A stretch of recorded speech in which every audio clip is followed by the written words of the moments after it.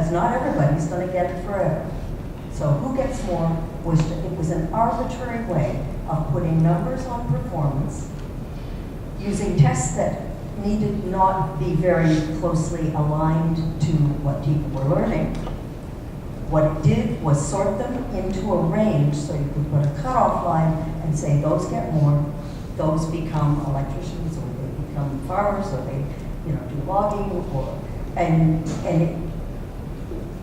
when you look at it now, it's bizarre, because nobody doesn't finish high school and succeed.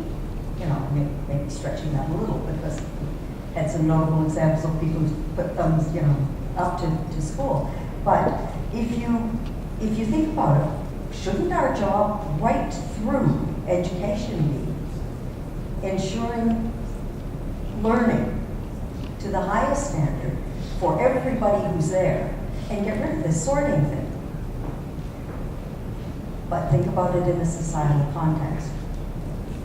There are a whole lot of powers in all kinds of hidden places who would like somebody else to do the sorting for them. So I think it's an interesting dilemma for us as educators as we try to explain why we're doing what we're doing. And not have people say, yes, but if all the kids learned that my kid, who would have been privileged, will no longer have the privilege. If I could add to one other huge challenge that we face as we make this kind of a shift, and that is, and this is based on just my daily encounters with teachers, we have unfortunately inculcated amongst many of our teaching profession the notion that if it can be taught, it can be counted.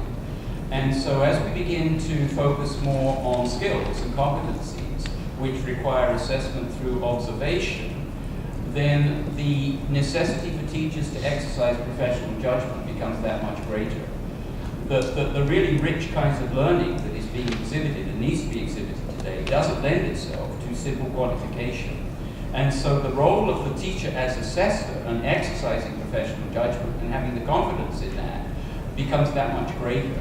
And we seem to be in a time right now where there's an awful lot of negativity around this notion of, well, professional judgment's, it's so subjective, and it's each teacher's own sense, esoterically, of what constitutes quality. So obviously we have to, as educators, spend more time talking about excellence and then engaging in moderated assessment and these sorts of things. But none of that precludes the fact that the role of the teacher in terms